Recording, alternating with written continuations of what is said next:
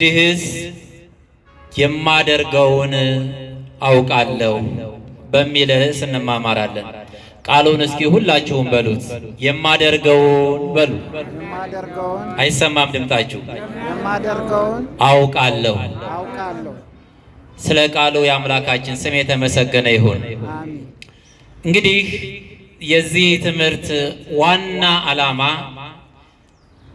ካሁን ቀደም ያደረግናቸውንና ወደፊት ልናደርጋቸው የሚገባቸውን ነገሮች አውቀን ተረድተን ማድረግ ያለብንን ነገር እንድናድርግ፣ መስራት ያለብንን ነገር እንድንሰራ የምንማማርበት አምላካችን መድኃኒታችን ኢየሱስ ክርስቶስ በምሳሌ ያስተማረውን ትምህርት መነሻ አድርገን እንማማራለን።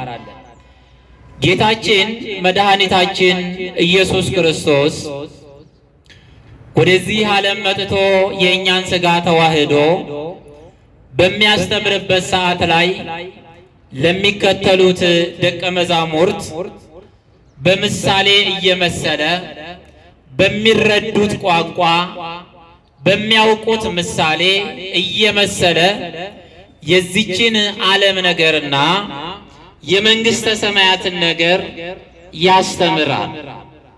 ካስተማራቸው ትምህርቶች መካከል በዚህ በሉቃስ ወንጌል ከምዕራፍ 16 ቁጥር 1 እስከ 14 ድረስ እስከ 10 ድረስ እንዲህ የሚል የምሳሌ ቃል አለ። ጌታችንም ለደቀ መዛሙርቱ እንዲህ አላቸው። መጋቢ የነበረው አንድ ባለጸጋ ሰው ነበረ። እርሱም በእርሱ ዘንድ ይህ ሰው ያለህን ይበትናል ብለው ከሰሱት። ጌታውም ጠርቶ ይህ የምሰማብህ ነገር ምንድን ነው አለው። ወደፊት ለእኔ መጋቢ ልትሆን አትችልምና የመጋቢነትህን ሂሳብ አስረክበኝ አለው። መጋቢውም በልቦናው ጌታዬ መጋቢነቱን ከእኔ ይወስዳልና ምን ላድርግ? ለመቆፈር ኃይል የለኝም፣ መለመንም አፍራለሁ።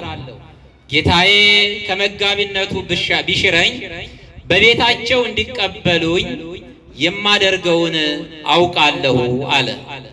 የጌታውንም ባለ ዕዳዎች እያንዳንዳቸውን ጠርቶ የፊተኛውን ለጌታዬ ምን ያህል ዕዳ አለብህ አለው። እርሱም 100 ማድጋ ዘይት አለው። ደብዳቤህን እንካ፣ ፈጥነህ ተቀምጠህ 50 ብለህ ጻፍ አለው። በኋላም ሌላኛውን አንተስ ስንት ዕዳ አለብህ አለው። እርሱም 100 ጫን ስንዴ አለ አለው። ደብዳቤህን እንካ 80 ብለህ ጻፍ አለው። ጌታውም አመፀኛውን መጋቢ በልባምነት ስላደረገ አመሰገነው።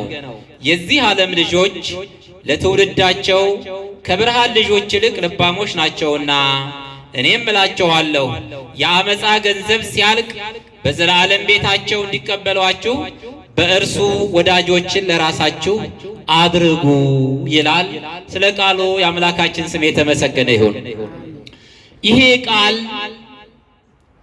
በውስጡ እጅግ ውብ የሆኑ ምስጢራት ያሉት የእያንዳንዳችንን ሕይወት የሚዳስስ ግሩም የሆነ አምላካችን መድኃኒታችን ኢየሱስ ክርስቶስ በዚህ ምድር ላይ ስንኖር ማድረግ ያለብንን እንድናደርግ ያስተማረበት ኃላፊነታችንን መወጣት እንዳለብንና ያላስተካከልናቸው ያልሰራናቸው ስራዎች ካሉ በዚህ ምድር ላይ ባለንበት ሰዓት ላይ መስራት እንዳለብንና በሰራነው ስራ ደግሞ እንደምንመሰገን ያስተማረበት ቃል ነው።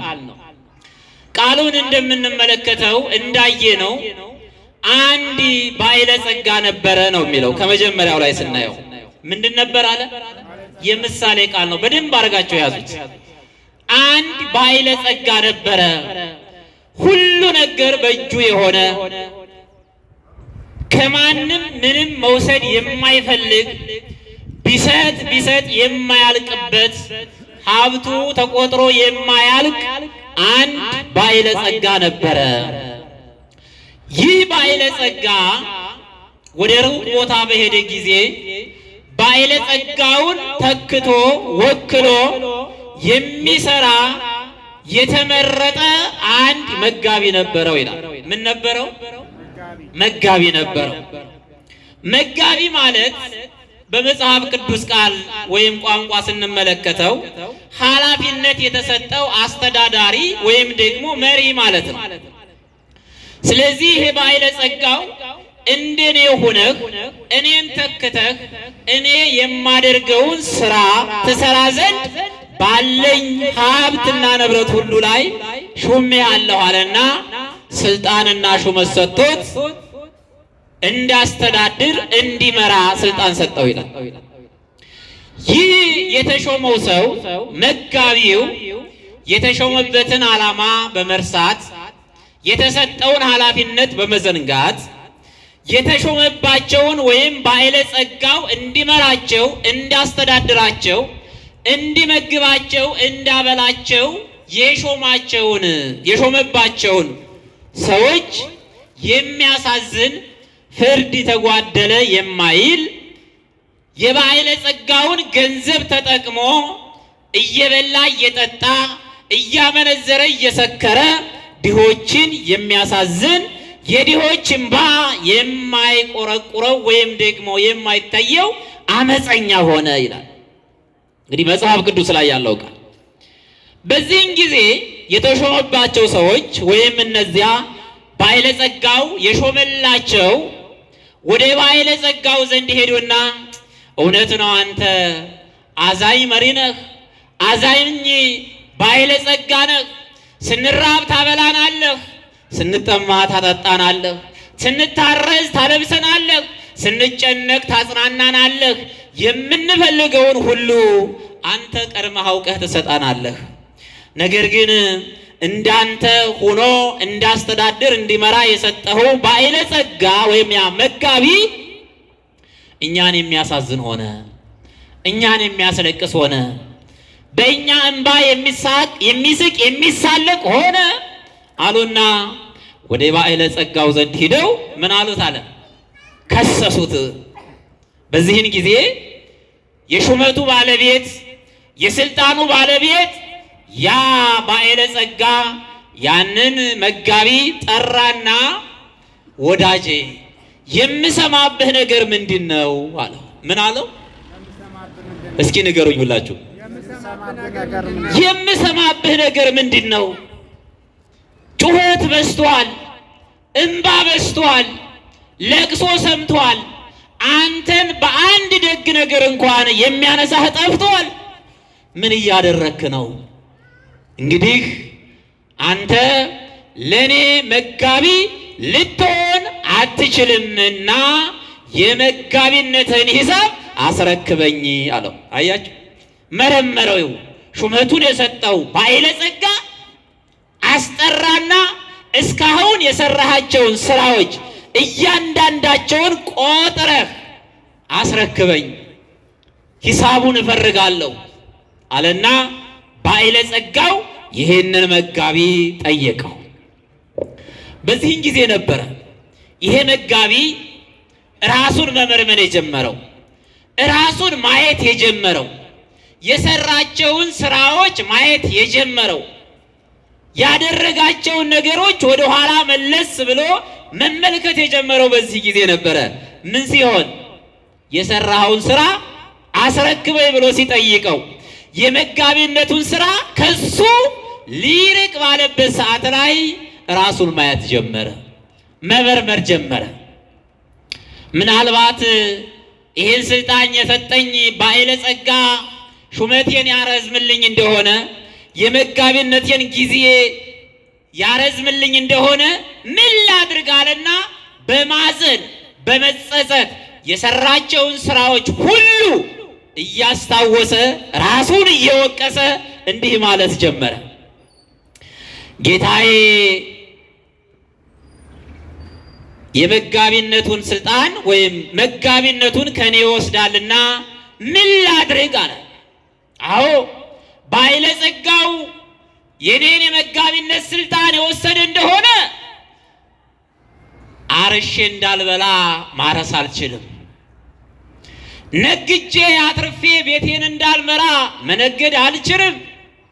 እንደው ከዚያ እንኳን ያነሰ ስራ ብሰራ እንዳለምን መለመን ያሳፍራል፣ መለመን ከባድ ነው አለ።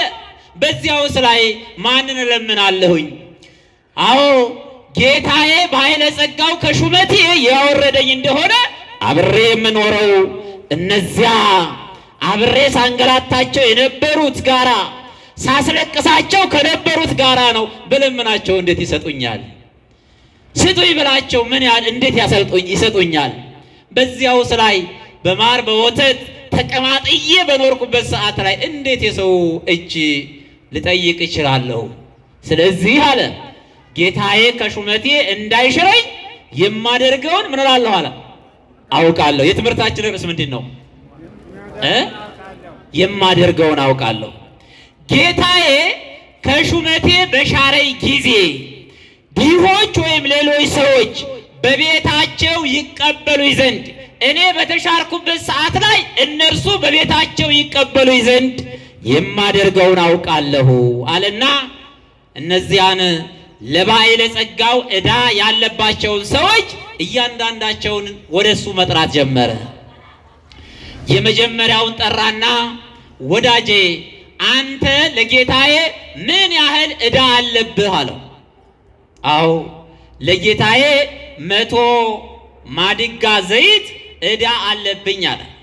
በዚህን ጊዜ ይህ ባዕለ ጸጋ የማደርገውን አውቃለሁ ባለው መሰረት 50ውን አንተ ወጥተህ ወርደህ ነግደህ አትርፈህ ለጌታ ክፈል፣ 50ውን ግን እኔ ከፍልልሃለሁ አለው። ማነው ይሄን ያለው? ማነው ይሄን ያለው? ያ የተሾመው መጋቢ ማለት ነው። ከቃሉ ጋር ናችሁ? ምሳሌ ነው ይሄ የምነግራችሁ፣ በደንብ ተከታተሉት።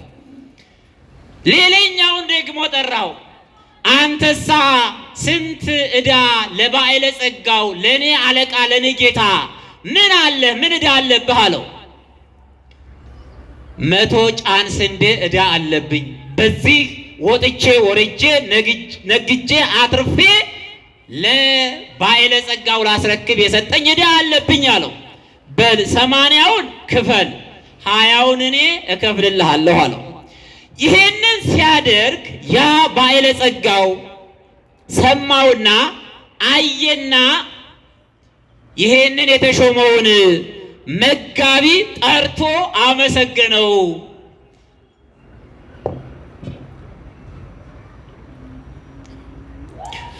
ከቃሉ ጋር ናችሁ? ይሄንን ደግ ስራ መልካም ሲሰራ ባዕለ ጸጋው ሰማና አስጠራው። መልሶ 2 ጊዜ ነው አስጠራው።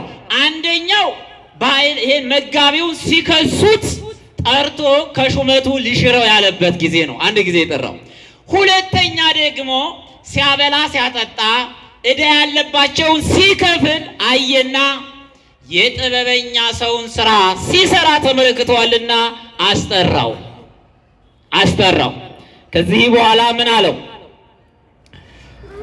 ጌታውም አመፀኛውን መጋቢ በልባምነት ስላደረገ አመሰገነው።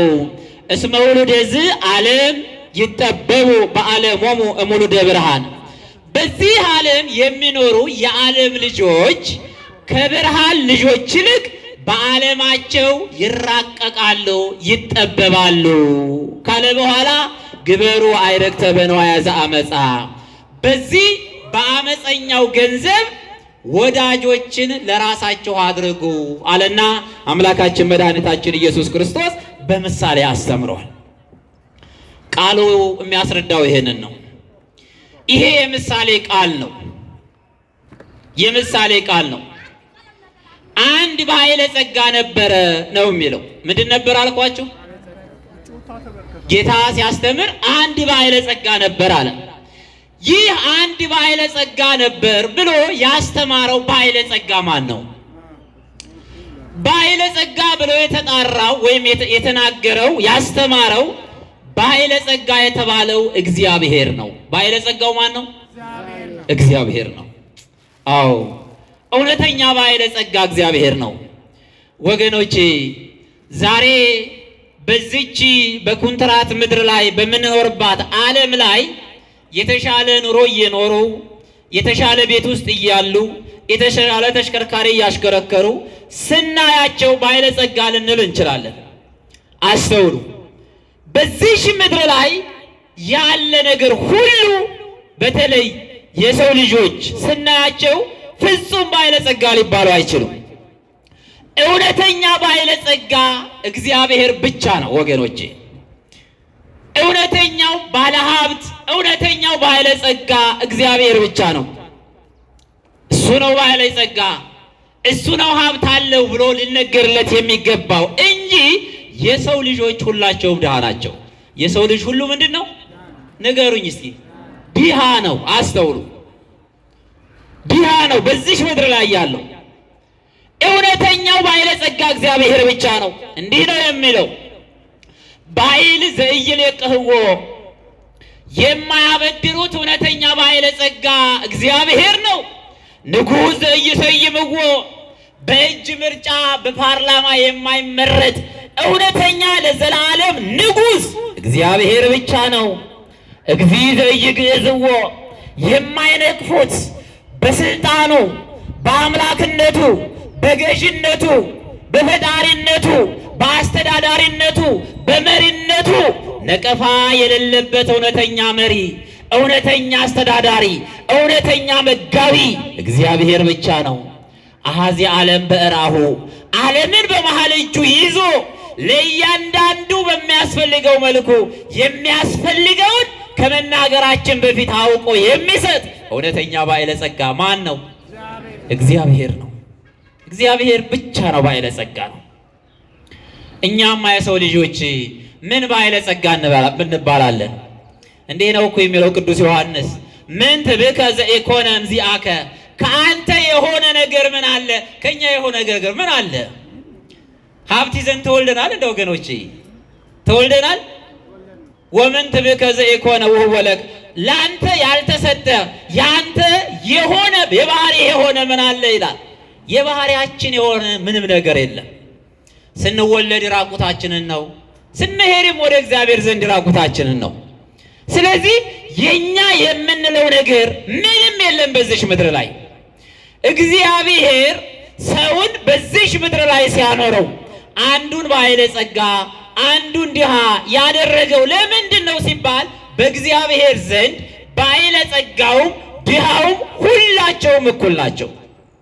አስተውሉ ወንድሞቼ እህቶቼ። አዎ ዓለምን መራናት፣ ዓለምን በሀብታችን ገዛናት የሚሉ ሰዎች ውስጣቸው ነፍሳቸው ድሃ ይሆናሉ። ምንም የሌላቸው ባዶ ናቸው ያልናቸው፣ ዓለም የተጸየፈቻቸው ደግሞ በእግዚአብሔር ዘንድ ባለጸጋ ናቸው። አዎ ቅዱስ ዮሐንስ አፈወርቅ ሲናገር ዓለም ድራማ ናት ይላል። ምንድን ናት? ድራማ ናት። በድራማ ዓለም ውስጥ በኮንትራት ዓለም ውስጥ ነው ያለ ነው። ዛሬ የተሻለ ዓለምን እስከ መጨረሻ ድረስ ተቆጣጠርናት ቢባል የዚች ዓለም ኑሮ ቢበዛ ቢኖር 80 ዓመት ነው። ለ80 ዓመት በጣም የተደላደለ ያማረ ኑሮን ተኑሮ በመጨረሻ ላይ ሁሩ ምን ከተባለ ያ ሰው ድሃ ነው፣ ባለጸጋ ሊባል አይችልም። ቅዱስ ወንጌል የሚያስረዳን ይሄን ነው። ምን ይበቅኦ ለሰብ ለእመ ኩሎ ዓለመ ረብሃ ወነፍሱ ሀጉለ። ሰው በዚች ዓለም ላይ ቢነዳ ቢሾም ቢሸለም ሀብት ቢኖረው የሚበላው የሚጠጣው የሚኖርበት የሚነዳው መኪና ቢኖር በነፍሱ ከተጎዳ ምን ይጠቅመዋል? ይጠቅመዋል ወገኖቼ? ሀብቱ ሞትን አያስድንም። ባለጸግነቱ ሞትን ከሞት አይከለክለው። ሁሉን የሚያስተካክል ሞት አለ። ባለጸጋው ድሃውም በእግዚአብሔር ዘንድ እኩል ናቸው። እኩል መሆናቸው እንዴት እንደምን ይታወቃል ሲባል ሁላቸውም እኩል የሚጠየቁበት፣ ሁላቸውም በሰሩት ስራ የሚጠየቁበት ጊዜ አለ። ታዲያ እግዚአብሔር አምላካችን ለአንዱ ሀብት ለአንዱ ደግሞ ምድራዊ ሀብት ያልሰጠው ለምንድን ነው ከተባለ ባለጸጋው እግዚአብሔር ሀብት ለሰዎች ሲሰጥ ኃላፊነትን እየሰጠ ነው። አስተውሉ። ባለጸጋው ማን ነው ብያችኋለሁ? ባለጸጋው እግዚአብሔር ነው። ባለጸጋው እግዚአብሔር ከሆነ ያ መጋቢ ተደርጎ የተሾመው ደግሞ ሹሙ የሰው ልጅ ነው። የሰው ልጅ ሁላችንም ሹሞች ነን። ምንድነን? ንገሩኝ እስኪ። በእግዚአብሔር ዘንድ ሁላችንም ሹሞች ነን። አካል ዘያክልን ሰጥቶ የሚያስፈልገንን ነገር እግዚአብሔር አምላክ ሰጥቶ ከዚያ በተረፈ ደግሞ ልጅነትን ሰጥቶ የሱ ልጅ እስካደረገን ድረስ ሁላችንም በእግዚአብሔር ዘንድ እኩል ነን። ለእናትና ለአባት የተለየ ልጅ አላቸው እንዴ? አላችሁ? እናቶች 3 4 ልጅ ቢኖራችሁ ይሄኛው ልጅ ነው የሚበልጠው ትላላችሁ? ለልጆቻችሁ ለልጃችሁ የእናንተ የሆነ ሁሉ ለሁሉም ልጆቻችሁ እኩል ነው የምትሰጧቸው። እኛም የእግዚአብሔር ልጆች ሁላችንም እግዚአብሔር የሚያስፈልገንን ለሁላችንም ይሰጠናል። ስለዚህ ሹም የተባለው የሰው ልጅ ነው።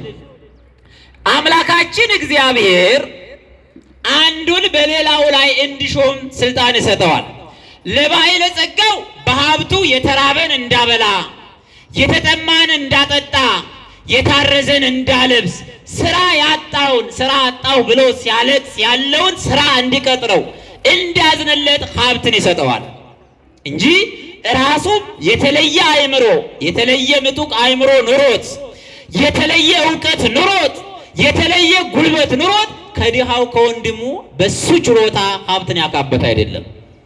በሀብቱ ሊኩራራ አይገባም። ሀብት ሲሰጥ ሊጠነቀቅበት ይገባል። ሀብትን የምናውቅበት ከሆነ መንግስተ ሰማያት ያስገባናል።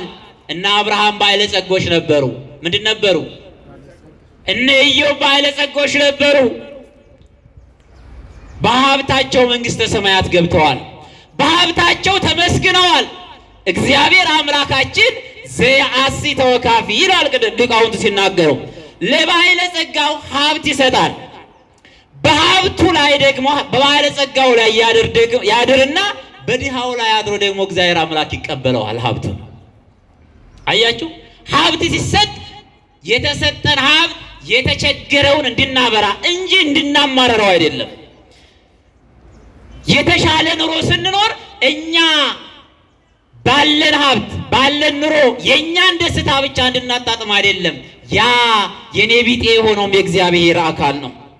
ክርስቶስ ስጋውን የቆረሰለት ደሙን ያፈሰሰለት ነው። ወገኖቼ አስፋልት ላይ ወድቆ ያለው ፀሐይ የሚፈራረቅበት ብርዱ የሚበርደው የሚለብሰው አጥቶ የሚበላው አጥቶ ሰው ተጸይፎት ያለው ያ አምላካችን መድኃኒታችን ኢየሱስ ክርስቶስ በቀራንዮ አደባባይ ላይ ስጋውን የቆረሰለት ደሙን ያፈሰሰለት ነው። ዛሬ እኛ ግን ይህንን አናይም። ከኛ በታች የሆነውን አንመለከትም፣ እንጸየፈዋለን። ይሄ እኛን መልሶ ያስጠይቀናል። አዎ ሀብትን እግዚአብሔር ይሰጣል እንጂ ሀብትን በራሳችን አላመጣ ነው። ከኛ የሆነ ምንም ነገር የለም። የኛ እኮ ስላልሆነ እኮ ነው። አለን ያልነው ነገር ሁሉ በሰከንድ ይጠፋል። የኛ ነው ያልነው ሁሉ የእናንተ አይደለም ይባላል። አይባልም? እንደ ወገኖቼ ስንት ቤት ያላችሁ ነበሩ፣ ስንት ኑሮ ያላችሁ ነበር፣ የተደላቀቀ ኑሮ። የእናንተ አይደለም አይባላችሁ? ይላችሁ ትባላላችሁ፣ እንባላለን። በዓለም እስካለን ድረስ የኛ የሆነ ነገር የለም። የኛ የሆነ ነገር የለም። ወይም እንኳን ቢሰጠን እኛ በጉልበታችን በአቅማችን በትምህርታችን በእውቀታችን ያገኘነው አይደለንም። ያ ሀብቱን የምናገኝበት እውቀትን የሰጠን ማን የሰጠን? እግዚአብሔር ነው። የምንሰራበትን ጉልበት የሰጠን ማን ነው? እግዚአብሔር ነው። እግዚአብሔር ነው የሰጠን። አይምሮን ቢነሳ ሀብት ማግኘት አትችልም። እጅና እግር ቢነሳ ተንቀሳቅሰህ ሀብት ማፍራት አትችልም። ስለዚህ እያንዳንዷ የተሰጠችን ነገር ሁሉ በአግባቡ ሌላውን የማንረዳበት ከሆነ ያ ነገር እኛም መልሶ ያስጠይቃል። እግዚአብሔር እንዳደርግና ለባለጸጋው ይሰጣል። እግዚአብሔር አምላክ ያንን የሰጠውን ሀብት ደግሞ ተወካፊ በድሃው ላይ ያድርና መልሶ ይቀበለዋል ይላል። አያችሁ፣ የሚሰጥም እግዚአብሔር ነው፣ የሚቀበልም እግዚአብሔር ነው።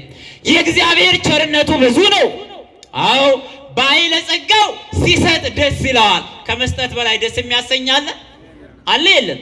የእውነት ለመናገር አንዳንዶች ያው ከባድ ነገር አለ ያው ለመስጠት የሚሉ ይሄን ስላቸው ገንዘብ አባክኑ ማለት አይደለም። እየተግባባ ነው አይደለ? መንፈሳዊ ስራ እንድንሰራበት በተለይ እግዚአብሔር የሚደሰትበትን የተጨነቀችን ነፍስ እንድታረጋጉ ነው እንጂ አባካኝ ሆኖ ማለትም አይደለም። ስለዚህ ስትሰጠው ደስ ይላል። ከመስጠት በላይ ደስታ የለም። እውነት ለመናገር ከመስጠት በላይ የሚያስደስት ነገር የለም። የተራበን ከማብላት በላይ የሚያስደስት ነገር የለም። ተስፋ የቆረጠውን እኔማ ምን አለኝ ብሎ አበቃልኝ ያለውን ተስፋ ከማለምለም በላይ ደስታ የለም። ስለዚህ ሲሰጥ ሰውየው ይደሰታል። የተራበው የተጠማው ያጣው ደግሞ ሲቀበል እንዲህ የሚል ቃል አለ፣ እግዚአብሔር ይመስገን ይላል አይደለ? ስትሰጡት እግዚአብሔር ይስጥህ ይላል። ድሃው እግዚአብሔርን በማመስገኑ እኔማ አጣሁ ብሎ ተስፋ ባለመቁረጡ እግዚአብሔር ይመስገን በማለቱ ፈጣሪውን በማመስገኑ ባለጸጋው የተሰጠውን በመስጠቱ ሁለታቸውም አንድ ከምታደርግ መንግስተ ሰማያት ይገባሉ። ስለዚህ እዚህ ምድር ላይ የሚሰጠውም እግዚአብሔር ነው፣ የሚቀበለውም እግዚአብሔር ነው። ስለዚህ ያ ባለጸጋ የተባለው እግዚአብሔር ለመጋቢው ስጦታ ሰጠው ማለት ለሰው ልጆች ለእያንዳንዳችን እንደ አቅማችን እንደ ተችሎታችን የምንጠየቅበት ስራ ሰጥቶናል።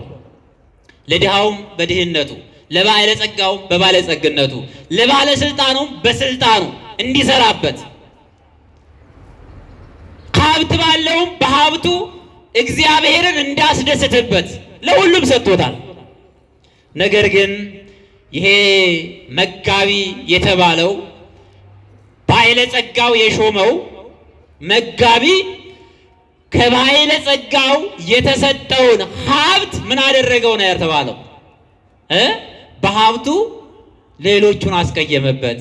ሀብቱን ከዘዋሪ ከዘማሪ ጋር እየበላ ቢሉም ሀብቱን ተጠቅሞ ወንጀል የሚሰራበት ሆነ፣ ዝሙት የሚሰራበት ሆነ፣ ወንድሙን የሚያስለቅስበት ሆነ፣ ወንድሙን ከቀዬ የሚያባረርበት ሆነ፣ በሀብቱ ወንድሙን የሚገልበት ሆነ።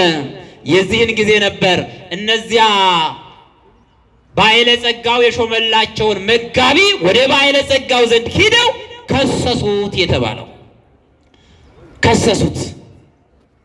ዛሬ እኛን የሚከሱን ስንት ሰዎች አሉ? እስኪ ራሳቸውን መርምሩ። ይህን ስላችሁ እያንዳንዳችን በእግዚአብሔር ዘንድ የተሰጠን ኃላፊነት አለ፣ የተሰጠን ችሎታ አለ። ከካህኑ ጀምሮ ካህኑ በማስተማሩ በመንፈሳዊ አገልግሎቱ ካልሰራበት፣ እንደውም ትርጓሜው ላይ አንደኛው ምንድን ነው ይላል? ካህኑ ነው ይላል። ምዕመናንን ወይም ሰዎች ካለ በኋላ ካህኑ በአገልግሎቱ የማያገለግል ከሆነ፣ ልጆቹን የማያስተምር ከሆነ፣ ቅዱስ ሥጋውን ክቡር ደሙን የማያቀብል ከሆነ ይላል። ይቀጥልና ምዕመናን ደግሞ የማይቀበሉ ከሆነ በተሰጠን ስልጣን ንስሐ የማይገቡ ከሆነ ንስሐ የምንገባበትን ጊዜ የሰጠን ማን ነው? እግዚአብሔር ነው። ከጊዜ በላይ ያለ ስልጣን አለ እንደ ወገኖቼ? ጊዜ እኮ ትልቅ ሀብት ነው። ትልቅ ስልጣን እኮ ነው። በጊዜ ከሰራህበት ትልቅ ስልጣን ነው፣ ትልቅ ሀብት ነው። እግዚአብሔር የሚያስደስትበት ጊዜ ሰጥቶናል። ስለዚህ ይሄ ሰው ሄዱና ከሰሱት። ከከሰሱት በኋላ ባለጸጋው ያንን መጋቢ ምን አለው ነው ያልኳቸው? አመጣና ጠየቀው። ምን ትብከ ዘእሰም በእንቲአከ፣ ከአንተ የምሰማበት ነገር ምንድነው? ምንድነው የሰማሁብህ ያለው? እንከሳ አግብ ሐሳበ ምግብናከ፣ ከእንግዲህ በኋላ የመጋቢነትህን ሂሳብ ስጠኝ አለና ባለጸጋው ወደሱ ጠርቶ ይሄንን ቃል ጠየቀው ይላል። ስለዚህ ባለጸጋው አስጠራው ያንን ሰው። ባለጸጋው ምን አለው? አስጠራው። አስጠራው ማለት ምን ማለት ነው? ያንን ሰውዬ ጠራው። ሰው መጋቢ የተባለው ማን ነው ብያችኋለሁ? የሰው ልጆች ነን፣ እኛ ነን። ባለጸጋው መጋቢውን ጠራው ማለት እኛን የሰው ልጆች በዚህ ምድር ላይ በኩንትራት እንድንኖር እግዚአብሔር ጊዜ ሰጥቶናል። ይችን የተሰጠችንን ጊዜ የማንሰራባት ከሆነና እግዚአብሔርን የሚያስደስት ስራ የማንሰራ ከሆነ እግዚአብሔር እኛን የሚጠራበት ጊዜ አለ።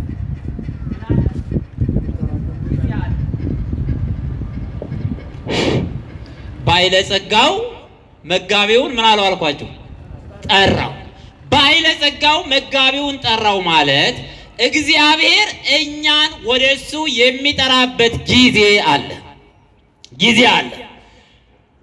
ይሄን ባለጸጋው ጠራው ማለት እንዴት ነው ወደ እግዚአብሔር የምንጠራው? መጀመሪያ ይሄንን መጋቢ ያለበትን ሁኔታ እንዳውቅ በምን ደረጃ ላይ እንዳለ እንዲረዳ በደዌ ጠራው ይላል። በምን ጠራው? በደዌ። እኛ ዘለን የማንጠግብ ከሆነ እግዚአብሔርን የምናሳዝን ከሆነ እኛ በልተን ሌላውን ማናበላ ከሆነ እኛ ተደስተን ለሌላው ደስታ ምንጭ ካልሆነ ባገኘነው ገንዘብ በደዌ ይጠራራል እግዚአብሔር። የምንበላው ምግብ የማይስማማ ይሆናል። የተመጣጠነ የምንለው ምግብ ሁሉ ለሰውነታችን የማይስማማ ደዌያት ይሆናሉ፣ በሽታ ይሆናል። አዎ ድሃው እኮ አይታመም ወገኖቼ። የኔ ቢጤው እኮ አይታመምም። ፀሐዩ እየመታው ብርዱ እየበረደው አይታመምም። ያለው ግን ይታመማል። ይሄ ምንድን ነው? ያለንን የተሰጠንን ሀብት በአግባቡ አልተጠቀምንበትም። ለኔ ብቻ ስንል ለኔ ያለው ለኛ ብቻ ሆኖ ይቀራል። ከእግዚአብሔር ዘንድ የማያደርስ ይሆናል። ምድር ላይ ብቻ የሚያደርገን ይቆራል። ስለዚህ በደዌ ጠራው በምን ደረጃ ላይ እንዳለ ይታወቅ ዘንድ ያ የሚሳሳለት የሚነፍገው ምግብ እያየው የማይበላው ይሆናል። እየተመለከተው የሚጸየፈው ይሆናል። ያየዋል፣ ያሸተዋል፣ ሲበላው ግን ደዌ ይሆነዋል። አንድ ጊዜ በተለያየ በሽታ ይህ ነገር ይገጥማል። ስለዚህ ሀብታችንን ልናውቅበት ልንረዳበት ይገባል። በገንዘባችን ገንዘብ አለን ሀብት አለን ብለን ጾም ልንሽር አይገባም። ልንጾም ይገባናል። ልንሰግድ ይገባናል። እግዚአብሔርን ልንጠይቅ ይገባናል። ዓለም ነገ እንደምትከዳን ማወቅ አለብን። ነገ የኔ አይደላችሁም እንደምትለን ማወቅ ይገባናል። አለን የምንለው ሁሉ የእኛ እንዳልሆነ ልናውቅ ይገባናል። አለን የምንለው ዝም ብሎ ነገር ይሆናል፣ ለባዕድ ይሆናል። ስለዚህ ባለጸጋው መጋቢውን ጠራው ማለት የተሰጠውን ኃላፊነት ሳይወጣ ሲቀር አንደኛው በደዌ የሚጠራው ነው። ያ ዕውቀት አለኝ፣ ገንዘብ አለኝ፣ ሀብት አለኝ፣ ዘመድ አለኝ የሚልበት ሁሉ ከእርሱ ወደ ኋላ ይሆናል፣ ይቀራል። ሀብቱ ከሞት አያስድነው፣ ገንዘቡ ከሞት አያስድነው። አዎ ስንት ባለ ሀብቶች ነበሩ በዓለማችን የሚቆጠሩ ነገስታት፣ መኳንንት ዓለምን አንድ አድርገው መግዛት የሚችል ሀብት ያላቸው ከሞት አድኗቸዋል፣ ከደዌ አድኗቸዋል። ለጊዜው ማስታገሻ ሊሆናቸው ይችላል። ሆስፒታል ስንሄድ ከሞት ልንድን አይደለም ወገኖች፣ ነው እንዴ? ልንድን ነው እንደ ሕክምና ሲር ሰው ሲያም ነው የሚሄደው። ለጊዜው ለማስታገሻ ነው እንጂ ከሞት የሚቀር ማንም የለም። አያችሁ፣ ያ አያስቀረንም። ስለዚህ በደዌ ጠራው አለ። ሌላኛው ጠራው ማለት ከደዌ በኋላ የሚመጣ የመጨረሻ ጥሪ አለ። ያ የመጨረሻ ጥሪ እግዚአብሔር ዘንድ የምንቀርብበት ሞት ነው። በሞት የሰው ልጅ ይጠራል። ያ መጋቢ ባለጸጋው ጠራው ማለት እግዚአብሔር የሰው ልጅ ወደ እርሱ የሚጠራበት ጊዜ አለ ማለት ነው። እንዲህ ነው ያለው ያ መጋቢ፣ እኔ ባለጸጋው ጌታዬ ከሹመቴ የሻረኝ እንደሆነ በተሻርኩበት ሰዓት ላይ አርሼ እንዳልበላ ማረስ አልችልም። ምን እንዳልል ማረስ አልችልም።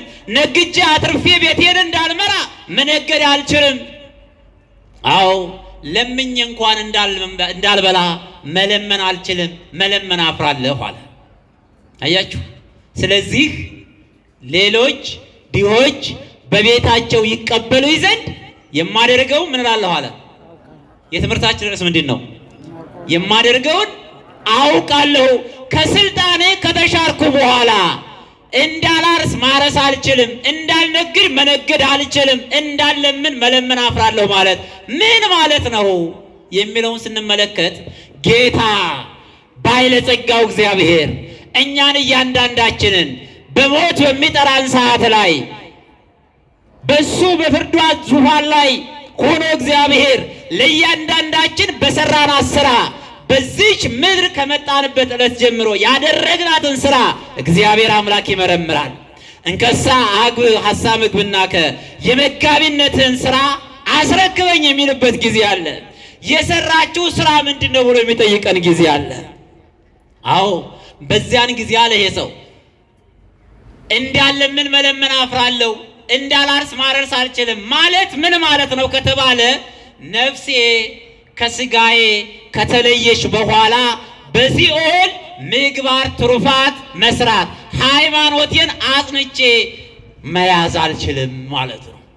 አያችሁ ወገኖቼ፣ ይሄ ባለጸጋው ከስልጣኑ ከተሻረ በኋላ መለመን እንደሚያፈር ማረስ መቆፈር መነገድ እንደማይችል ሁሉ እኛም በዚህ ምድር ላይ በተሰጠችን ስልጣን በተሰጠችን ጊዜ ባለችን ዕውቀት ባለችን ጉልበት እግዚአብሔርን የሚያስደስት ስራ የማንሰራ ከሆነ ያን ጊዜ ሲኦል ከገቡ በኋላ መንፈሳዊ ስራ መስራት አይቻልም።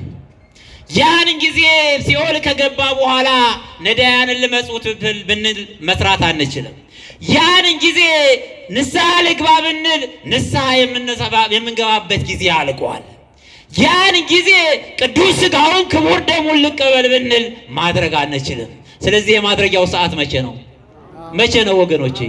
ስንቶቻችን ይሄን አድርገናል? አሁን ስንቶቻችን እውነት ለመናገር ከዚህ ህይወት ጋር አብረን እየሄድን ያለ ነው? ዛሬ ለእያንዳንዳችን ማንም በዚህ ምድር ላይ ሲኖር ላለበት ጊዜ ባለበት ሰዓት ሁሉ ምንም ዋስትና ያለው መቼ እንደምንሄድ መቼ እግዚአብሔር እንደምንጠራን መቼ እንደምንኖር አናውቅም። አሁን ናት ጊዜዋ ወገኖቼ። ስለዚህ ያን ጊዜ ንጉሱ ሲጠራን የምንመልሰው መልስ ምንድን ነው? እንዲህ ነው ያለው ይሄ ሰው፣ ሌሎች በቤታቸው ይቀበሉ ዘንድ በቤታቸው ይቀበሉ ዘንድ በአባታቸው ቤት ይቀበሉ ዘንድ በጌታቸው ቤት ይቀበሉ ዘንድ በፈጣሪያቸው ቤት ይቀበሉ ዘንድ እንከሳ አምር ዘእገብር ከእንግዲህ በኋላ የማደርገውን ምን እላለሁ አለ አውቃለሁ። አያችሁ፣ በቤታቸው ይቀበሉ ዘንድ በምናቸው? በቤታቸው። እነማን ናቸው በቤታቸው የሚቀበሉት? እነማን ናቸው በቤታቸው የሚቀበሉት? አዎ የእግዚአብሔር ወዳጆች በሰማይ ቤት አላቸው።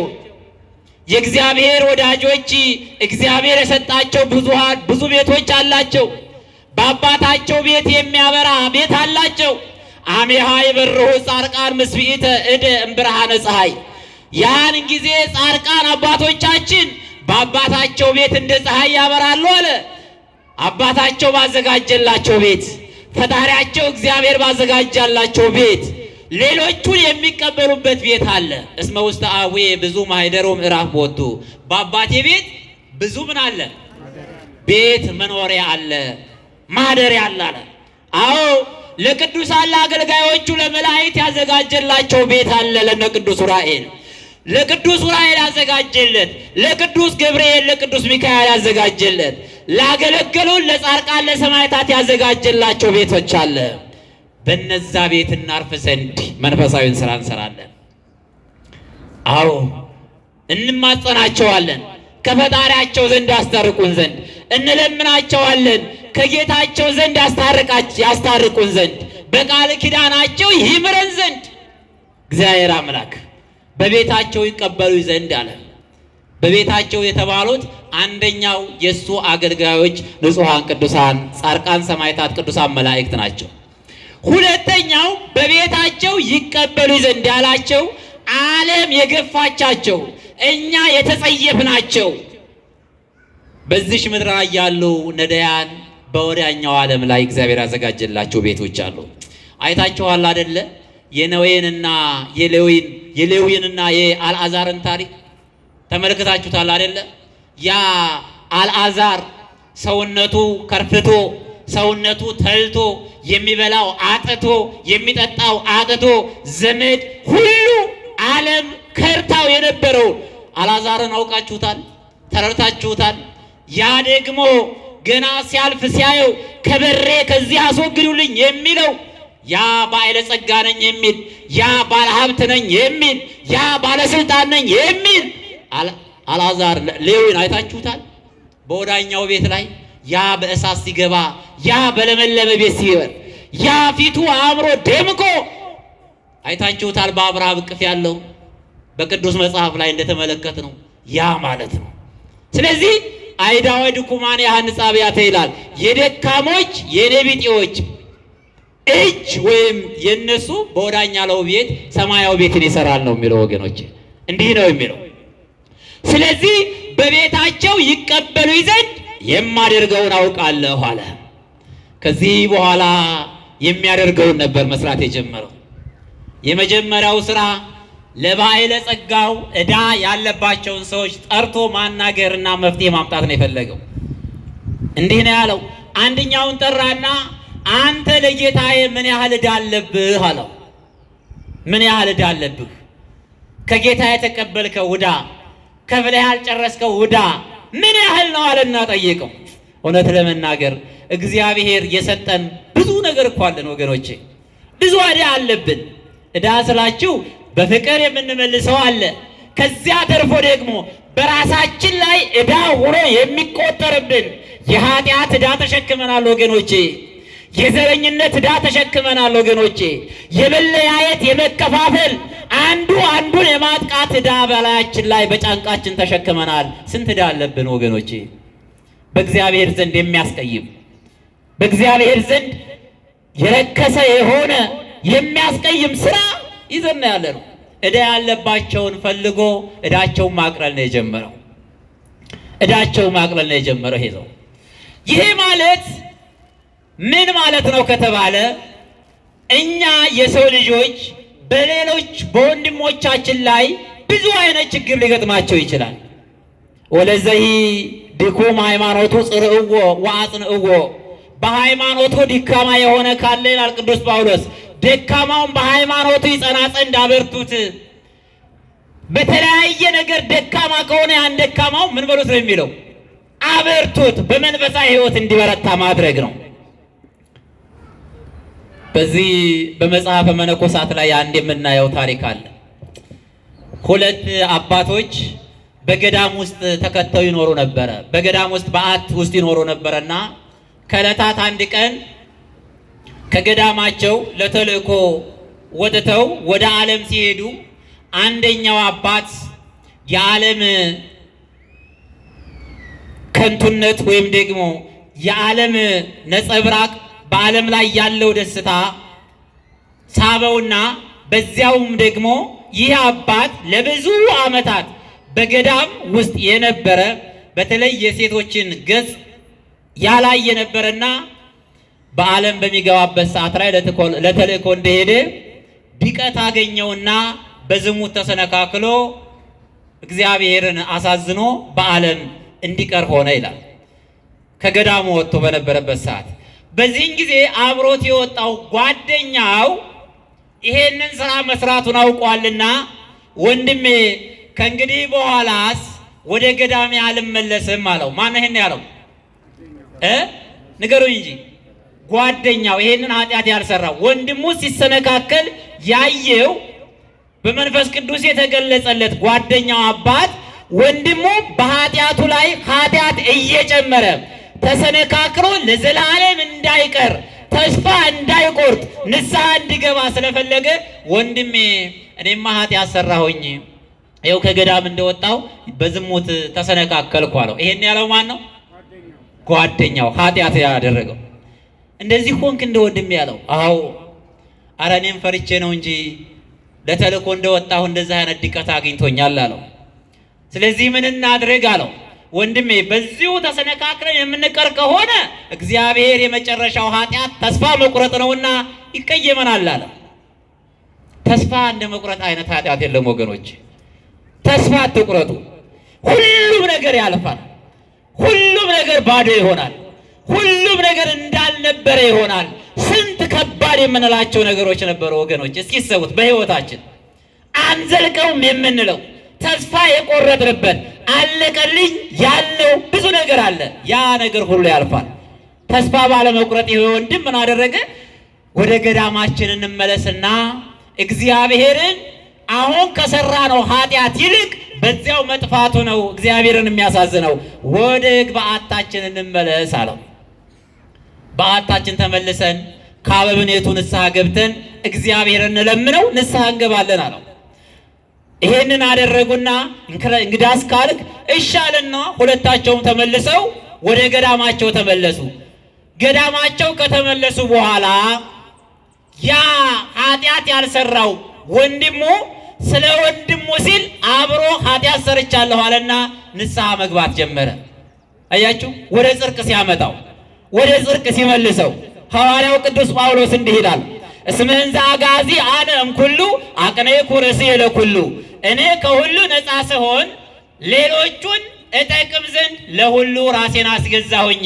ወኮንክዎሙ ለአይሁድ ከመ አይሁዳዊ፣ ለአይሁዱ እንደ አይሁድ፣ ለአሕዛቡ እንደ አሕዛብ፣ ለታማሚው እንደ ታማሚ ሆንኩኝ አለ። ለምን ሲባል እኔ ወደ ፈጣሪ ሌሎቹን መልስ ዘንድ የእነሱን ገጸ ባህሪ ተላብሼ እነሱን መልሼ ወደ ሃይማኖት መልሳቸው ዘንድ ነው ይላል። ይሄም ወንድሙ ኃጢአት ያልሰራው ወደ ንስሐ ይመለስ ዘንድ አብሮ ንስሐ ገባ። ንስሐ ከገቡ በኋላ ከሁለት ሱባኤ በኋላ እግዚአብሔር አምላክ ተገለጸና ምን አለ? ስላልበደለው ዝሙት ስላልሰራው ወንድምህ ምሬሃለሁ አለና ይሄንን ቃል ሰጣቸው። ሁለታቸው በንስሐ እንዲመለሱ አደረጋቸው ይላል። እግዚአብሔርም የምሕረት ቃልን ሰጣቸው ይላል።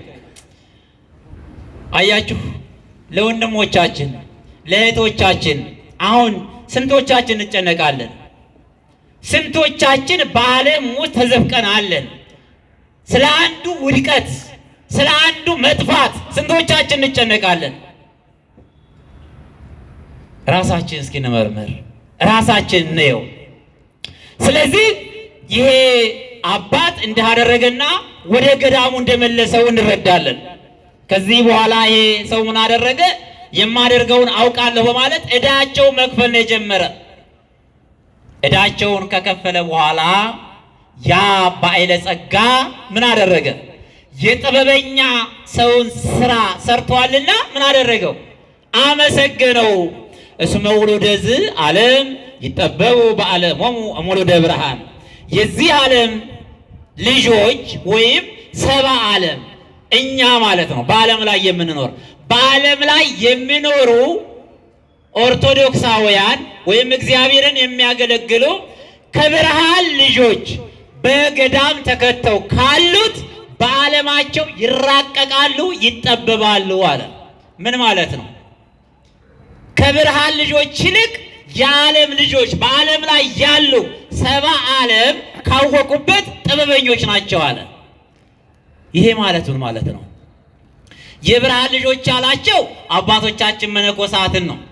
በበረሃ ገብተው ዳዋ ጥሰው ድንጋይ ተንተርሰው እየጾሙ እየጸለዩ ከዳብሎስ ጋር ፊት ለፊት እየተዋጉ በብዙ አይነት ጦር እየመጣ ሰይጣን የሚፈትናቸው ባሕታውያን አባቶቻችን ምንድን ይባላሉ? የብርሃን ንገሩኛ። የብርሃን ልጆች ይላቸዋል።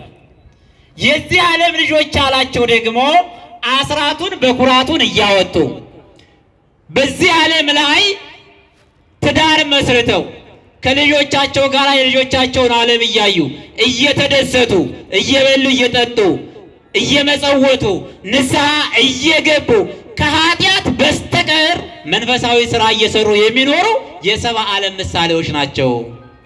ከብርሃን ልጆች ከነዚህ ከባሕታውያን ይልቅ ሰባ ዓለም እኛ የምናውቅበት ከሆነ በሁለቱም ዓለም ይራቀቃሉ አለ። መነኮሳት ባሕታውያን ያን ሁሉ መከራ የሚቀበሉት ምን አድርገው? ለምን ለማድረግ ነው ወገኖቼ? ምን ለማድረግ ነው? መንግስተ ሰማያት ለመግባት ነው። መራራ ሐሞትን የሚታገሱት ሰማዕታት አንገታቸውን የሚቆረጡት እጅግ ከባድ የሆኑትን በስለት እየተቆረጡ በእሳት እየተቃጠሉ መከራ የሚቀበሉት አባቶቻችን ምን ለማድረግ ነው? ስለ መንግስተ ሰማያት ወይም መንግስተ ሰማያት ለመግባት ነው። ስለዚህ እነዚህ ባይታውያን በዚህ ዓለም መከራ ተቀብለው በወደ ዓለም ፍጹም የሆነ ተድላ መንግስተ ሰማያትን ያገኛሉ።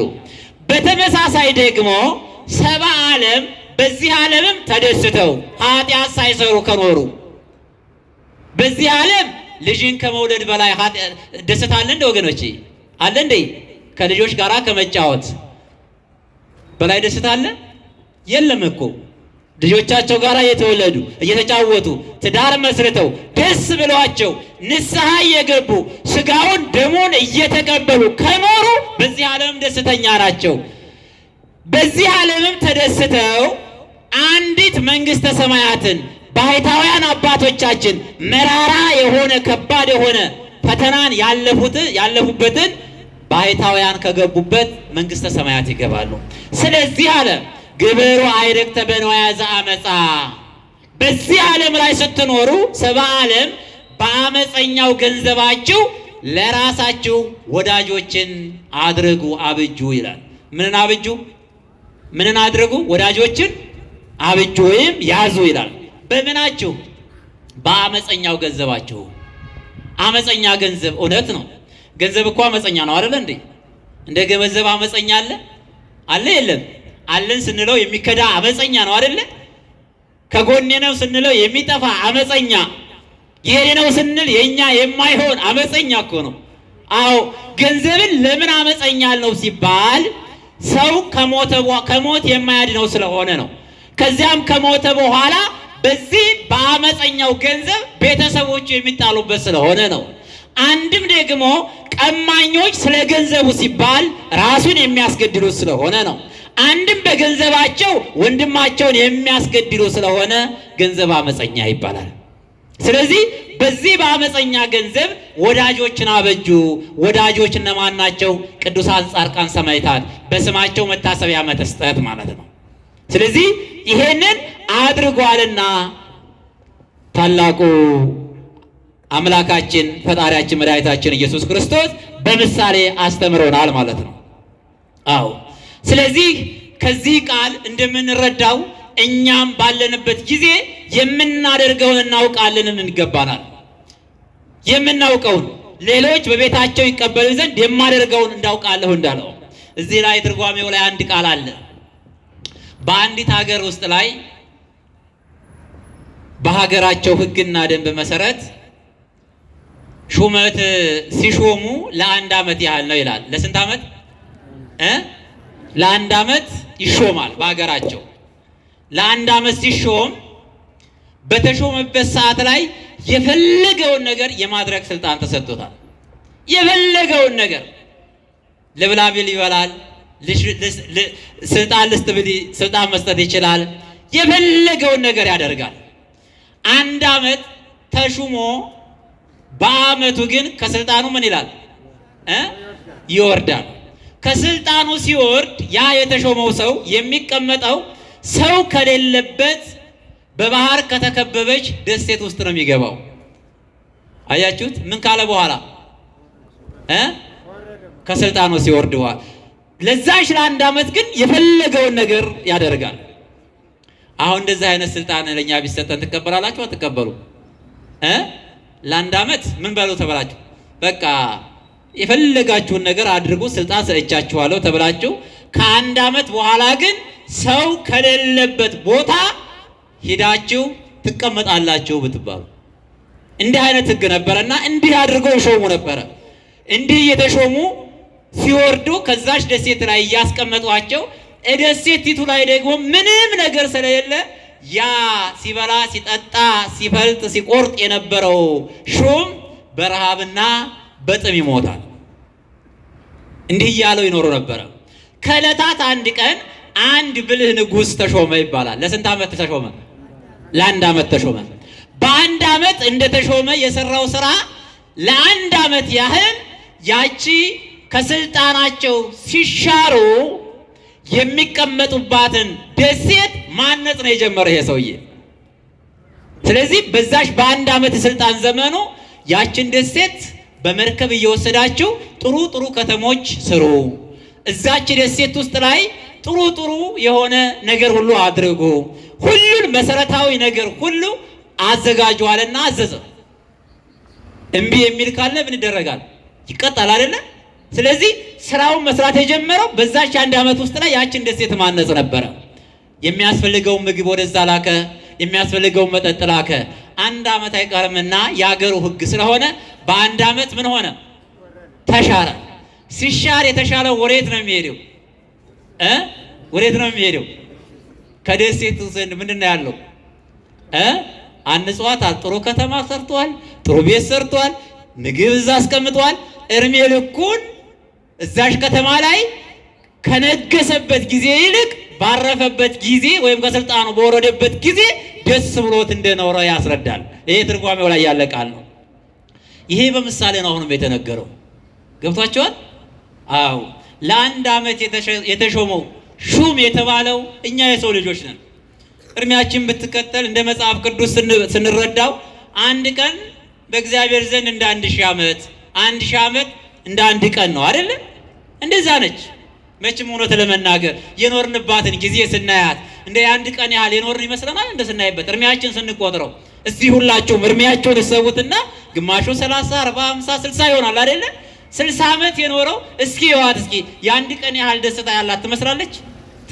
ይዋት እስኪ። እኔ እንኳን ባለች እድሜ ሳያት ትንሽ ናት አይደለ? ጊዜዋ ምን ጊዜ እዚህ እድሜ ደረስኩ፣ ምን ጊዜ እዚህ ሰዓት ደረስኩ አይደለ የምንለው? ስለዚህ እንደ አንድ ቀን የተባለችው በዚች ምድር የምንኖርባት ዘመን ናት። ለአንድ ዓመት ስልጣን የተባለችው፣ ለአንድ ዓመት ሹመት የተባለችው ያች ናት።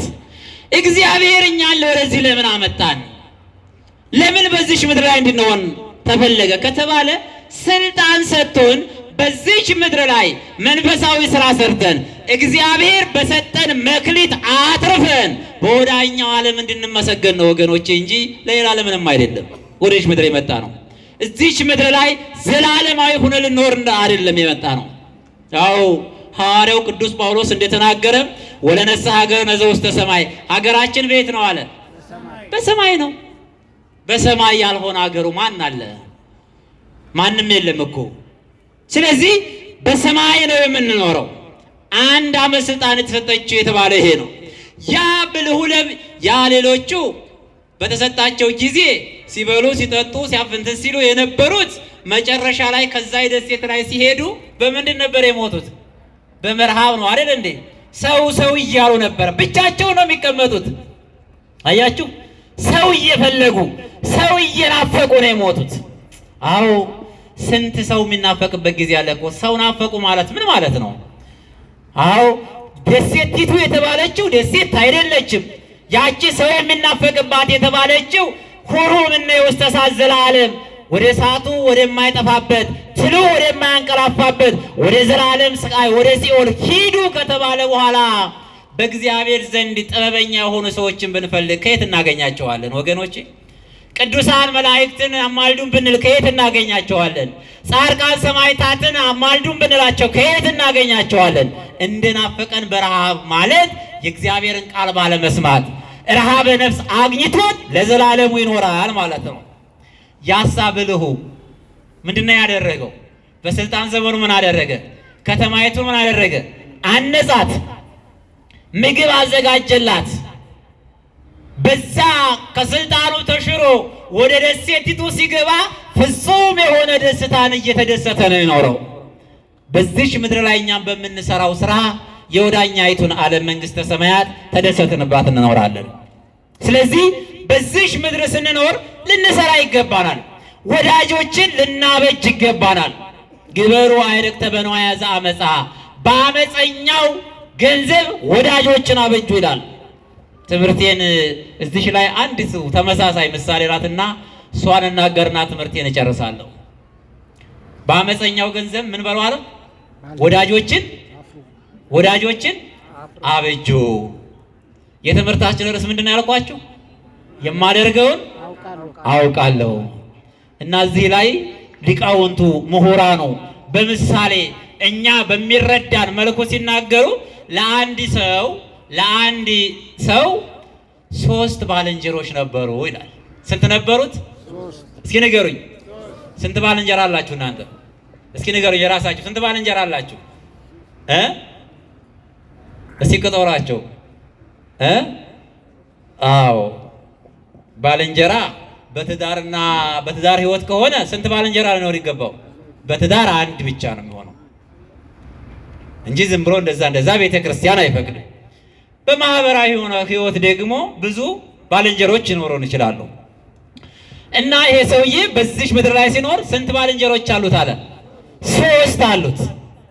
3ቱንም ባልንጀሮች ሲቀርባቸው በተለያየ ሁኔታ ነው። አንደኛውም ባልንጀራ ሲቀርበው ከራሱ በላይ አድርጎ በመውደድ ነው። በቃ ለራሱ ሳይሆን ከራሱ በላይ ከራሳችን በላይ የምንወዳቸው ብዙ ጓደኞች እኮ አሉ። እናንተን ካጣሁማ ምን ህይወት አለኝ የምንላቸው፣ ከእናንተ ውጭማ እንዴት አይነት ህይወት ልኖር እንችላለን የምንላቸው ባልንጀሮች አሉ። እና ልክ እንደዛ አይነት ከራሱ በላይ የሚወደው ባልንጀራ ነበረ። ለዚያ እኮ ነው አሁን በተለይ እንደው በዚህ ዓለም ላይ ስናየው ወንድሞችና እህቶች፣ በተለይ እህቶቻችን ጓደኛ ጀምራችሁ የትዳር ጓደኛ ወይም ወንድሞች እንደዚሁ ጀምራችሁ ሳለ ነገሮቹ ሳይሳካ ሲቀር ራሳችሁን ወደ መክዳት ራሳችሁን ወደ መጥራት የምትደርሱ አላችሁ። ይህ ከንቱነት ነው። በነገራችን እንደዚህ አይነት ፍቅር ተብሎ አይጠራም። አርቲፊሻል ፍቅር ነው። ይሄ የሰይጣን ፍቅር ነው። እውነተኛ ፍቅር አይደለም። ለጊዜያዊ ስሜት የሚደረግ ፍቅር ነው። እንደዚህ አይነት በዚህ አይነት ካላችሁ እግዚአብሔርን ልትጠይቁ ይገባል። ከራስ በላይ የሚሆን ከሆነ ማለት ነው። ከዛ በኋላ ራሱን ከራሱ በላይ የሚወደው ነበር አንደኛው። ሌላኛው ጓደኛው ደግሞ እንደ ራሱ አድርጎ የሚወደው እንደ ራሳችን አይደለም። ይህም በጣም እኮ ከባድ ነው። ራሳችንን ምን ያህል እንወደዋለን? እኔን ምን ያህል እወደዋለሁ? እኔ ራሴን እንደምወደው ለራሴ የሚያስፈልገኝን ነገር አደርጋለሁ። ምግብ እበላለሁ፣ ልብስ ለብሳለሁ። ይሄ ራሴን ስለምወድና ለራሴ የማደርገው ነገር ነው። ልክ እኔ የማደርገውን ለሌላው የሚያደርግ ማለት ነው። እንደ ራሱ አድርጎ መውደድ እንደዛ ነው። ባልንጀራህን እንደ ራስህ አድርገህ ውደድ ማለት ምን ማለት ነው? ለኛ የምንሰጠውን ክብር ያህል ለጓደኛችን በክብር መስጠት አለብን፣ ለባልንጀራችን መስጠት አለብን ማለት እኮ ነው። እና ሁለተኛውን ጓደኛውን እንደማን አድርጎ ነው የሚወደው? እንደ ራሱ። ሶስተኛውን ጓደኛውን ግን እንደው ንቆ ቢኖርም ባይኖርም ምንም ነገር አይደለም ብሎ ንቆ አጥቅቶ የሚወደው ጓደኛው ነው ይላል። ጓደኛው ነው፣ ጓደኛ ተብሎ ይጠራል። ግን ሲወደው ምንም ነገር አይደለም፣ ከሱ ምንም ፈልጎም አይደለም፣ ንቆ ነው። ንቃችሁ የምትወዷቸው ጓደኞች የምትቀርቧቸው ጓደኞች አሉ አይደለ? አንዳንድ ጊዜ ማሳዝነዋችሁ አይደለ? ምን ይሉኛል ብላችሁ ልክ እንደዛ አይነት ዝም ብሎ ቢኖርም ባይኖርም ምንም አያደርግም ያለው ጓደኛው ነበር። እንደ አድርጎ የሚወዳቸው 3 ጓደኞች አሉት። ይሄ ሰውዬ እኒህን ጓደኞች ሲይዝ እጅግ ከብሮ ተደላቆ በሚኖርበት ጊዜ ነው የያዛቸው። የዚህ ዓለም ሀብት ጠፊ ነውና ከብሮ በነበረበት ሰዓት ከብሮ የነበረው በተዋረደበት ሰዓት አግኝቶ የነበረው ሰውዬ ባጣበት ሰዓት ቀድሞ ያውቀው የነበረ ንጉሥ ወደ ቤተ መንግስት ከኔ ጋር እራት እንድትበላ ና ቶሎ አለና መልእክት ላከበት ይላል። ምን ባለበት ሰዓት ላይ? ባጣበት ሰዓት ላይ ቀድሞ ከብሮ በነበረበት ሰዓት የሚያውቀው ቀድሞ ዝናው ባለበት ሰዓት ላይ የሚያውቀው ያ ንጉሥ ወደ ቤተ መንግስት መጥቶ ራት ከሱ ጋር እንዲበላ ጠራው ይላል። በዚህን ጊዜ ሰውዬ ወደ ቤተ መንግስት ሲሄድ መቼም ከንጉሥ ፊት ነው የሚሄደውና የሚለብሰው ልብስ፣ የሚቀባው ሽቶ፣ የሚጫማው ጫማ ያስፈልጋል። ይሄ ሰው ምንም የለውም። በዚህ ሰዓት ምንም ነገር የለውም። አዎ አክብረው የጠሩን ሰዎች ምንም ነገር አጥተን የምንቀርባቸው እኮ ይኖራሉ አይደል እንዴ? አይደል? ልክ እንደዚያ አክብረው የጠሩን ምን ይዤ ነው የሚሄደው? ምን ይዤ ነው ከሱ ፊት የምቀርበው?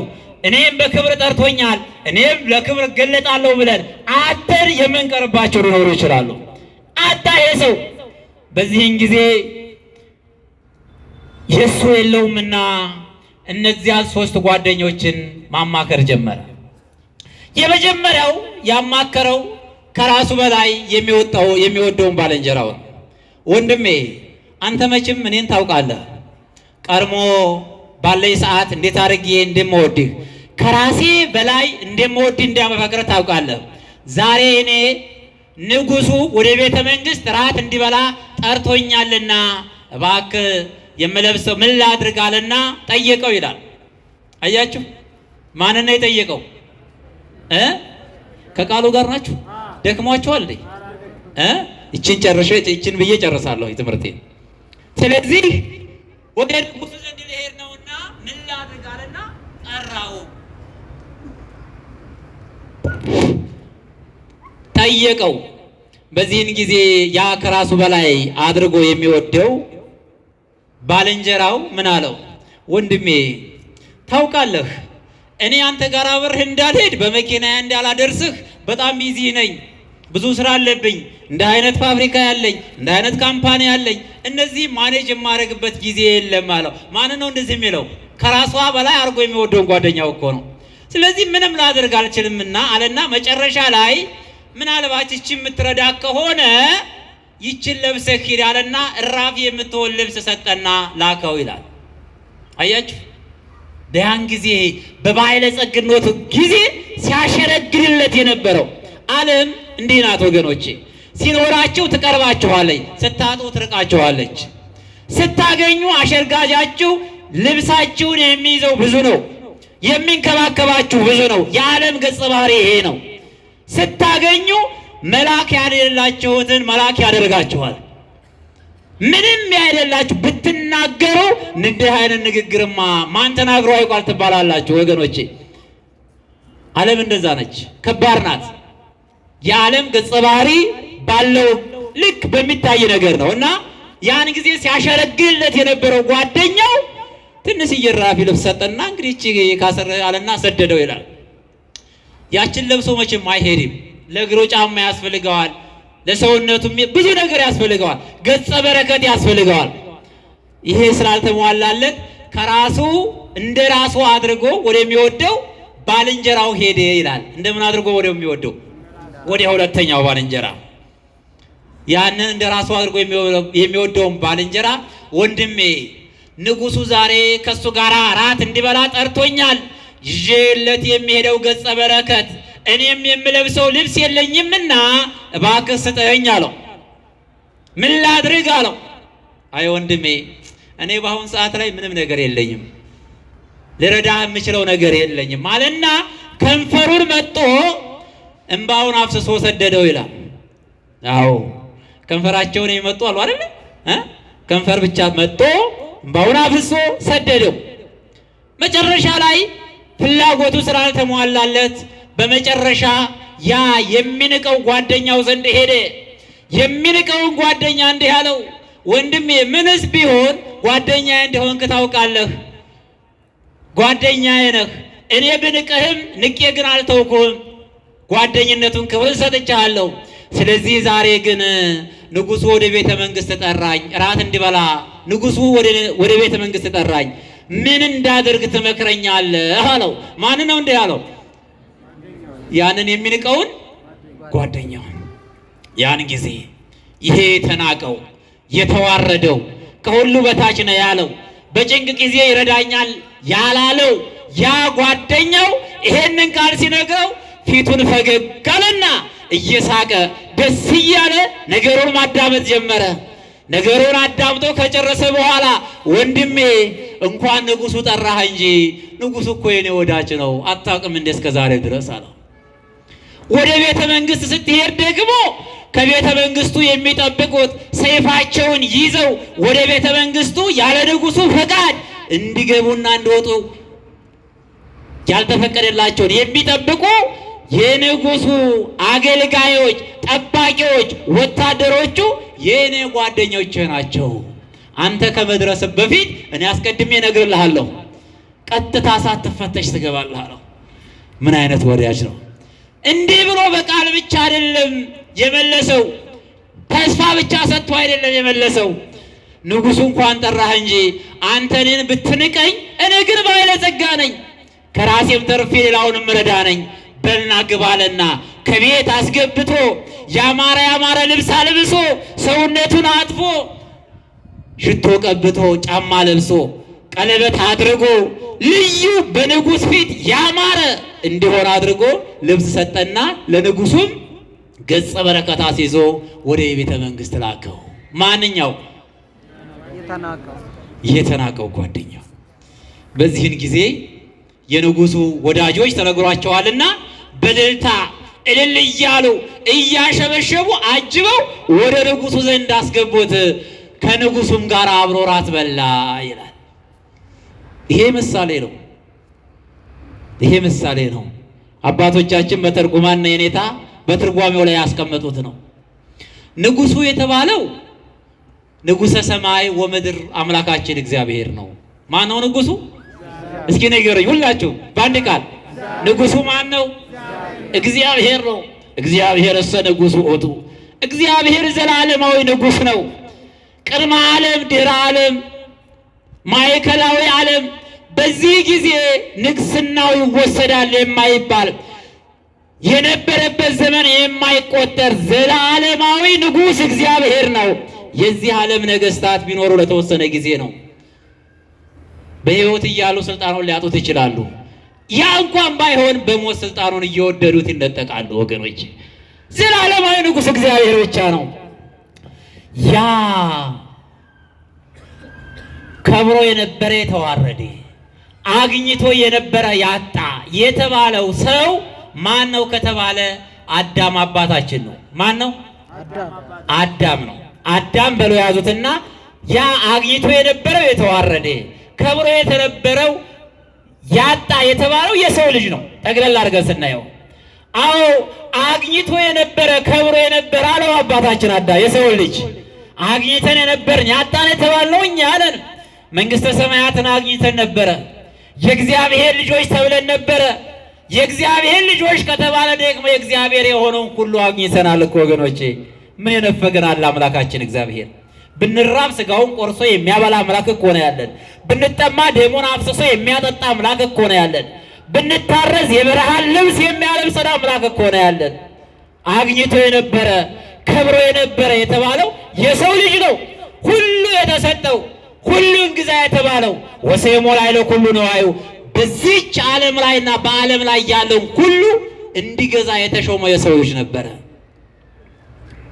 አዎ አዳም በገነት ባለበት ሰዓት ላይ እንደው ይገርማል እኮ ሁሉ ምን ያደርግለት ነበረ? ይሰግድለት ነበረ። እንደው ሌላው ቀርቶ እንስሳት አራዊት እየሄዱ አርደህ ብላን አልበህ ጠጣን እያሉ እየሰገዱ እየተመረቁ ስም ያወጣላቸው ነበረ። አዳም ግን ባጣበት ሰዓት ላይ እንስሳቱ አራዊቱ ምድር እንቅፋት የምትመታው እሾክ የሚወጋው እንስሳቱ አራዊቱ በሱ ላይ በጠላትነት ተነሱበት። እንደዚህ ናት ዓለም። አያችሁ ባለን ሰዓት በከበርን ሰዓት እንደዚህ ነው የዓለም ገጸ ባህሪ። ስለዚህ ዓለም ባህሪዋን ረዳ ይገባል። ስለዚህ አግኝቶ የነበረ ያጣ የተባለው የሰው ልጅ አዳም ነው። ባጣበት ሰዓት ምንም በሌለበት ሰዓት ንጉሱ ጠራው ነው የሚለው። ንጉሱ ጠራው። ይሄ ማለት ምን ማለት ነው? ወደ ትርጓሜው ስንመለከት አዳም እግዚአብሔርን ባጣበት ሰዓት ላይ ንጉሱ አምላካችን እግዚአብሔር አይቴሃለሁ ከኦ አዳም አዳም ሆይ ወዴት አለህ ብሎ መፈለጉን ሲያስረዳ ነው። ወገኖቼ አተንም ሳለን የለንም ባለንበት ሰዓት ላይ ወዴት አላችሁ ይለናል የኛ አምላክ። አይንቀንም። ድሃ ናችሁ ብሎ አይንቀንም። አጣችኋል ብሎ አይንቀንም። የእጆቹ ስራዎች ነን። ወዴት ነህ ያለው ወዴት ናችሁ እያለ ሁልጊዜ እኛን በር ያንኳኳል። እኛ ግን ወዴት ነው ያለ ነው? እውነት እግዚአብሔር እየፈለገን እንደሆነ እናውቃለን? ተፈልገንስ እሱ እንድንከተለው ሆነናል? አልሆንም። ያው ና ከኔ ጋር እራት ብላ ነው ያ ንጉሥ። ንጉሱ ጠራው አለ። የተጠራው የንጉሱ ቤተ መንግስት የተባለችው መንግስተ ሰማያት ናት። ከገባን የማንወጣባት ዘላለማዊ ቤታችን ናት። ይሄ ሰው ግን አጥቷልና ባጣበት ሰዓት ስለተጠራ ተጨነቀ። አጣበት ማለት ያጣው ምንድን ነው ከተባለ የጽድቅ ስራ ነው ያጣው። ይሄ ሰው ከጽድቅ ስራ ነፃ ሆነ። ጽድቅን አጣ፣ እግዚአብሔርን መውደድን አጣ። ባጣበት ሰዓት ላይ ብዙ ያጣኑ ነገር እኮ አለ ወገኖቼ። እግዚአብሔር የምናገኝበት ጊዜን ይስጠን። አዎ መንፈሳዊ ስራ ከኛ ታጥቷል። የጽድቅ ስራ ከኛ ታጥቷል። ፍቅር፣ አንድነት፣ መተሳሰብ ከኛ ታጥቷል፣ ጠፍተዋል፣ ከቤታችን ተሰደዋል። እውነት ለመናገር በዚህ ባጣንባቸው ሰዓት እግዚአብሔር እንዳይጠራን እሱ ልንለምነው ይገባናል። ይሄን ጊዜ ነበር የተጠራው። ይሄን ጊዜ እነዚያን ጓደኞቹን ማማከር ጀመረ። ስንት ጓደኛ ነው ያሉት ያልኳቸው? 3። የመጀመሪያውን ጓደኛ ከምኑ በላይ አድርጎ ይወደዋል? ያ ከራሱ በላይ አድርጎ የሚወደው ጓደኛ የተባለው ገንዘብ ነው፣ ሀብት ነው፣ ዝና ነው፣ ስልጣን ነው። ግልጽ ነው አይደለ? ነው አይደለ እንዴ? ገንዘብን ከራሳችን በላይ አድርገን አንወደው? እንወደዋለን አንወደውም? ገንዘብ የሚጠላል እንደዚህ ግሪም እስኪ ንገሩኝ። አንዱን ከአንዱ ነው ነገ። በነገራችን ላይ አንዱን ከአንዱ የለየው ምንድን ነው? ምንድን ነው የለየው? ገንዘብ ነው አይደለ? አንዱን የተለያየ ያደረገው ገንዘብ ነው። እንደውም አሁን ዓለም እየሰራ ያለው የዚች ዓለም አምላክ ገንዘብ ነው ብሎ ነው። አሁን ዛሬ ይሄ ዓለሙን ስንመለከተው ገንዘብ ራሱ አምላክ ነው። ሰዓት ላይ ያ ሰው ንጉሥ ላይ ሲጠረቅ ትንሽ ልብስ ሰጠው ማለት ወደ እግዚአብሔር ስንጠራ ያለን ሀብታችን ለከፈን ብቻ የሚሆነው ከዛ ውጭ የኛ ይሆን። ሁለተኛው እንደ ራሱ አድርጎ ይወደዋል የተባለው ባልንጀራ ማን ነው? ቤተሰቦቻችን ናቸው። ቤተሰቦቻችን እንደ ራሳችን እንወዳለን። ነገር ግን ንጉሡ እግዚአብሔር ሲጠራን አልቅሶ እንደሸኘው ሁሉ እንባቸውን ብቻ አልቅሰው ነው የሚሰኙ ቤተሰቦቻችን። እናት ስለ ልጇ፣ አባት ስለ ልጁ፣ ልጅ ስለ አባቱ ዋስትና የለውም በእግዚአብሔር ዘንድ። በሰራው ስራ ይጠየቃል። የመጨረሻው ግን የናቀው የተባለው ባልንጀራው ምንድን ነው? ምጽዋት ነው፣ መንፈሳዊ ስራ ነው። ይህ ወገኖቼ እናንተ ታድላችኋል። ይህን ቁጭ ብላችሁ ስትማሩ መታደል ነው። ይሄንን ንቀው ከሌላ ቦታ ያሉ ሰዎች አሉ። ንስሐ መግባትን ንቀው፣ ቅዱስ ሥጋውን ክቡር ደሙን መቀበልን ንቀው ከሌላ ቦታ ይሆናሉ። እግዚአብሔር የሚወደውን ስራ ሰርተው ትተው ሰይጣን ከሚወደው ቦታ ላይ ያለው አሉ። ስለዚህ የምንነቀው የተባለው መንፈሳዊ ስራ ነው። ለዓለምም የምንሰጠው ጊዜ እንደው ለማስቀደስ እንኳን ጊዜ እና የምንነቀው ነገር በመጨረሻ ዘንድ የንጉሱ ባለሟሎች የተባሉት ቅዱሳን መላእክት፣ ቅዱሳን ጻድቃን፣ ሰማዕታት ናቸው። ወደ ቤተ መንግስት ወደ ንጉሱ ያስገቡናል ማለት እግዚአብሔር በሚጠራም ጊዜ በእልልታ እያሸበሸቡ ወደ መንግስተ ሰማያት ይወስዱናል ማለት ነውና ከንጉሱ ጋር ራት በላ ማለት ደግሞ ከእግዚአብሔር ጋር ለዘላለም እንኖራለን ማለት ነው። የትምህርታችን ርዕስ ምንድን ነው? እንከሰ አአምር ዘእገብር የማደርገውን አውቃለሁ በሚል ርዕስ እግዚአብሔር አምላክ እንደፈቀደ ለተወሰነ ደቂቃና ሰዓት ተማምረናል። የምናደርገውን አውቀን ንስሐ ገብተን ቅዱስ ሥጋውን ክቡር ደሙን ተቀብለን የመንግስቱ ወራሽ እንድንሆን የአምላካችን መልካም ፈቃዱ ይሁን። ይቆየን።